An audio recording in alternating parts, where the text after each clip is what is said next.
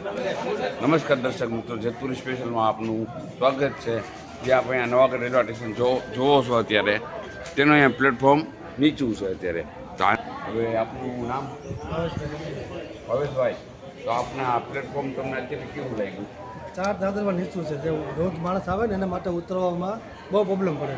એટલે માટે આગળ જે છે ને પોઝિશન એ લેવલ લઈ લો ને તો સારું પડે. એટલે જે બગીચા ઊંચું લઈ લો તો સારું પડે.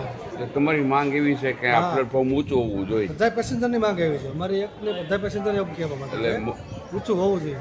એટલે મોટી વયના ઉંમરને તો વધુ તકલીફ પડે તો છે. વધારે તકલીફ પડે. વૃદ્ધ લોકો ઉતરી ન શકે, ચડવામાં પ્રોબ્લેમ પડે.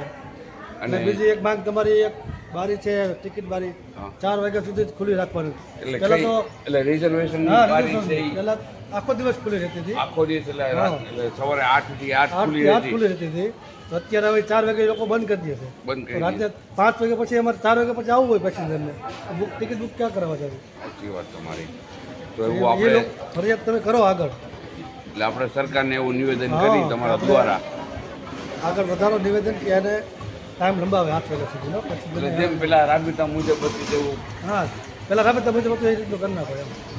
ચાલો, માહિતી આપવા બદલ આપનો ખૂબ ખૂબ આભાર. બસ સરસ.